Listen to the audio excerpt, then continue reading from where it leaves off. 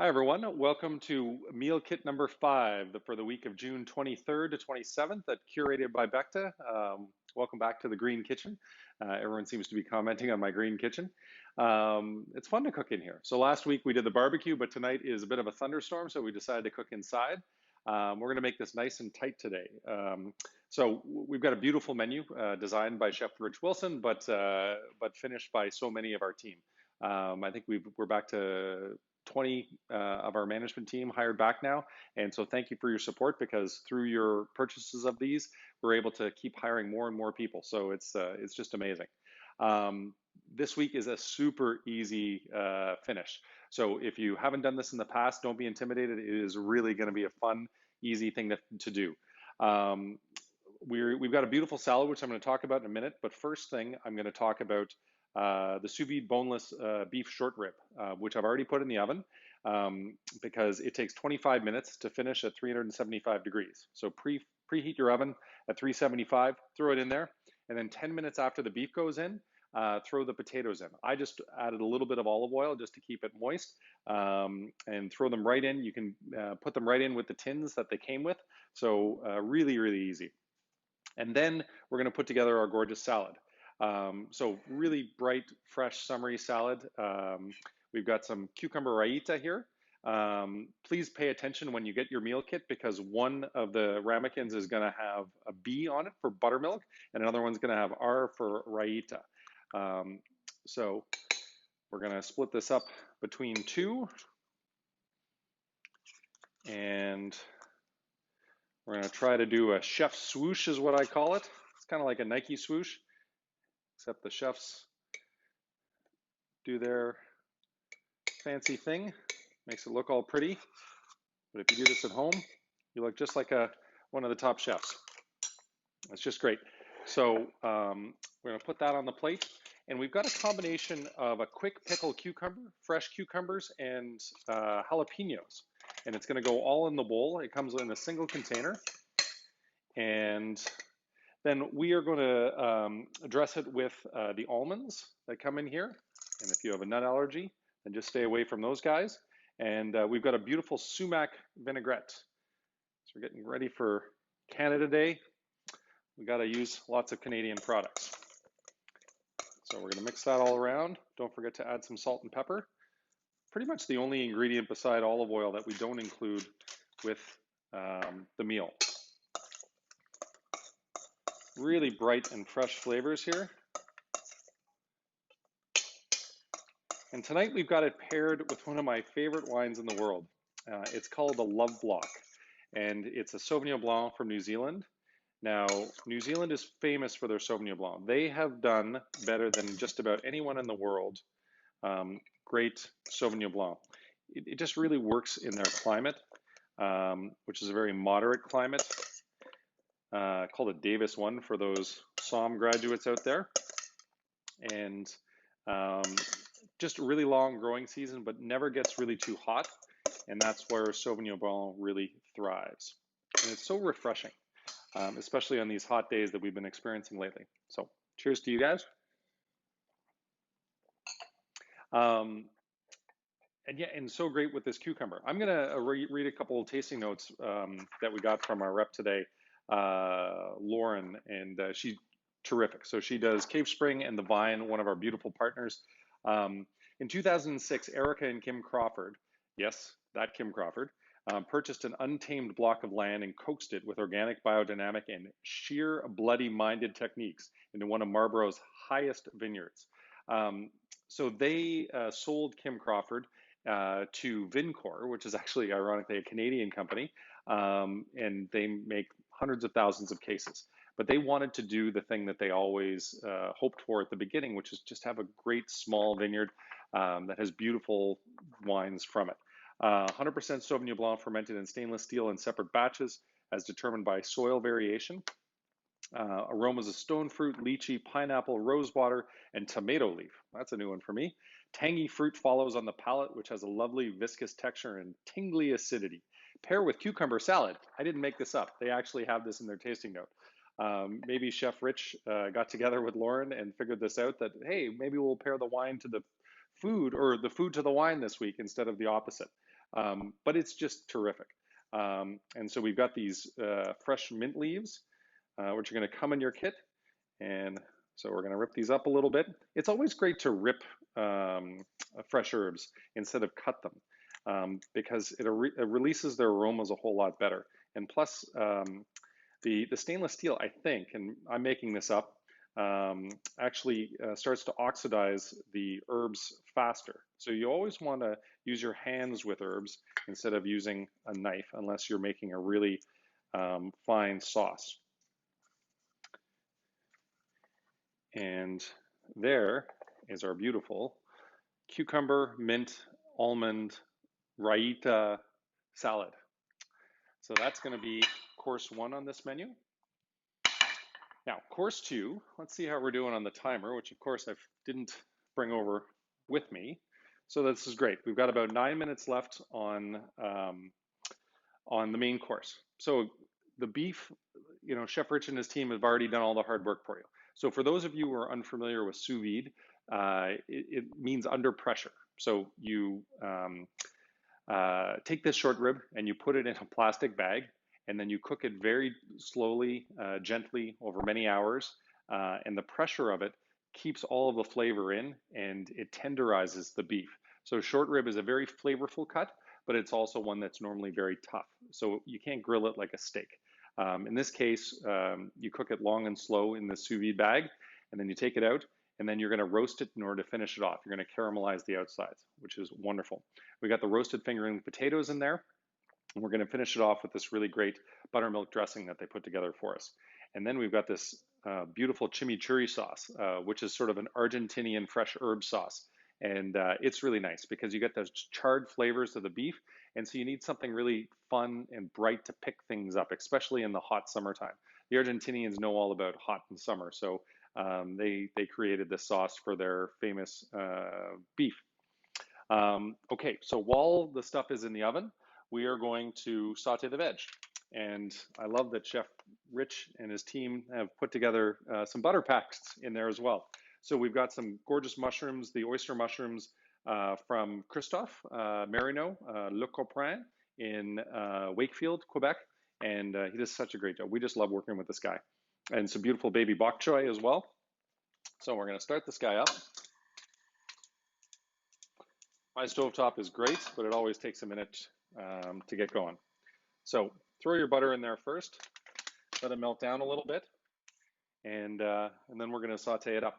And don't forget to season it. Always a little bit of salt and pepper to finish.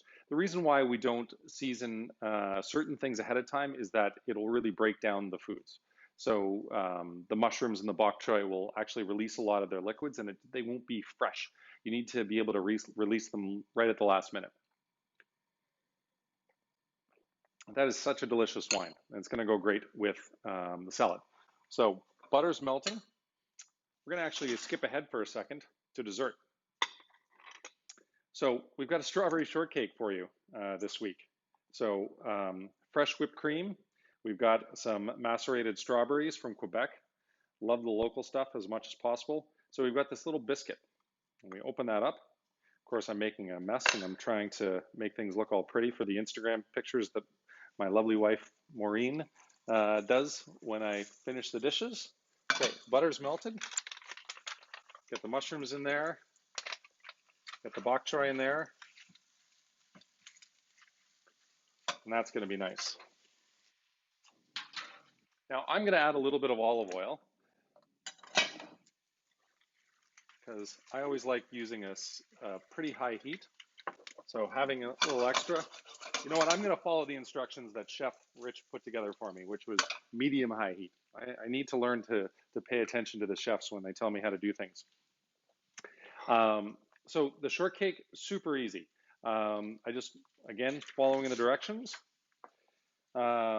Tear a biscuit in half, top with strawberries, then whipped cream, and finally pistachios. So let's get the strawberries on there.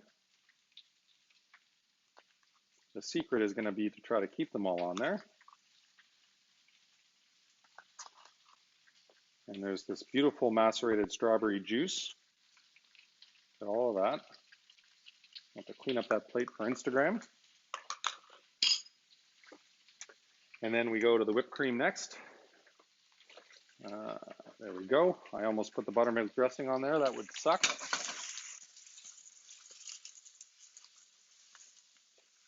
Bok choy and the mushrooms. This is lovely. I always wondered how you can make whipped cream travel well. And it turns out, Rich tells me, cream of tartar. I hadn't appreciated that. But it does something to the cream so that it clots a little bit more and then it doesn't turn into this runny mess. And then we're going to take half the pistachios, because there's one per.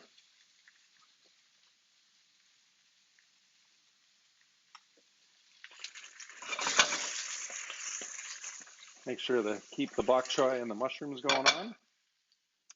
And that is our strawberry shortcake for one. So we get two of those. All right, so while that's going on, let's see how we're doing on the beef. All right, 6 minutes left on that. Keep this guy rolling. Now I see why the medium heat, because we want it to be at the same time as the beef and the potatoes. And the buttermilk dressing is going to go over the potatoes when they come out of the oven. But in the meantime, we've got to do something, right? So let's talk about the red wine. I love this stuff. So I used to not be a big fan of Italian wines, and then I visited Italy for the first time a few years ago. I used to be a big Francophile, where I had visited France a bunch of times, and I fell in love with the wine and the people and the culture, and I thought, oh, how can this get any better? Why would I want to go to Italy? I just want to keep going back to France. And then, sorry about the little splice there, guys. We didn't lose you. I just wanted to make sure that we're still filming. So my wife said that we should go to Italy, and we did, and we had such a great time. And I fell in love with the people even more. If you know, people always said that French people are not as welcoming. And I thought that was just a fallacy. But then I met the Italians, and then like everyone wants to just give you a big hug right away, which is crazy. And then you fall in love with the place, and then you fall in love with the wines more.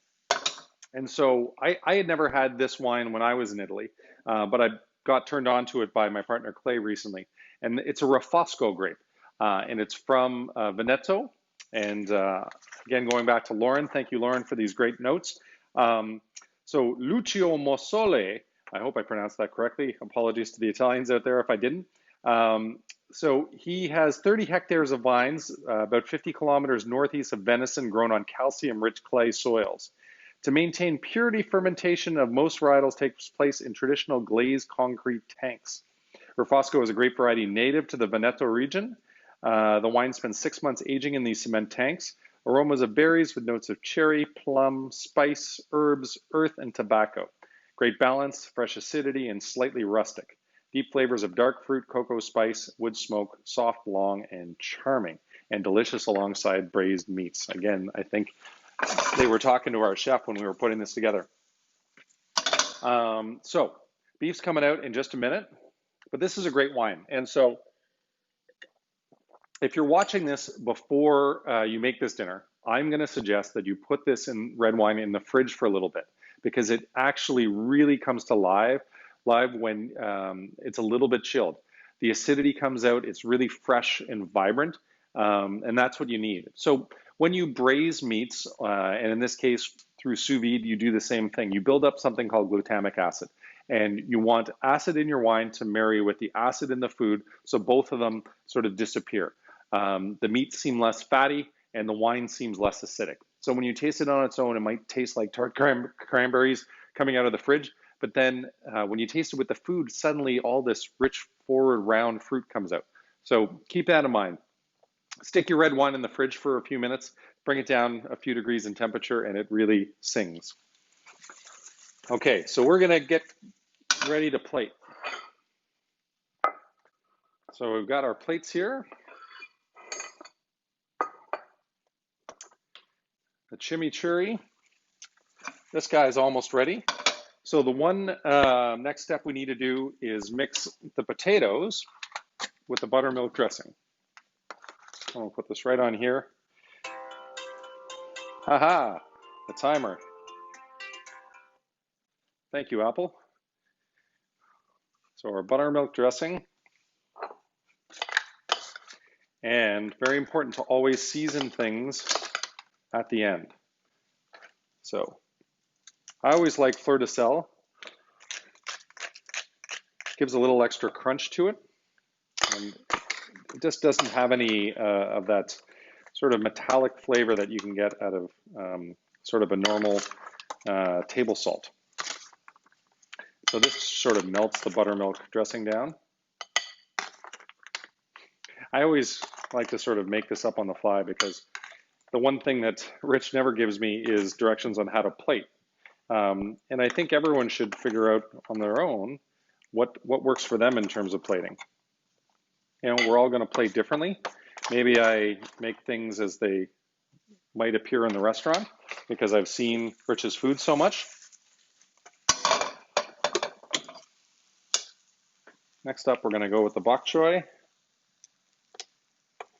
Now, Rich actually, when he started at Beckta not long ago, I mean, he used to work there for years beforehand, but came back as the executive chef recently. And one thing he really asked for were these plates, which with a high rim. And they're a bit of a pain in the ass for waiters to carry because it's hard to get your fingers underneath them. But they really make the food look beautiful. And I've been very grateful during this time where I'm doing meals at home to be able to do this. So, got the gorgeous beef here. Oh, man, does this look good. All right. Now, we're going to do a little chimichurri on top.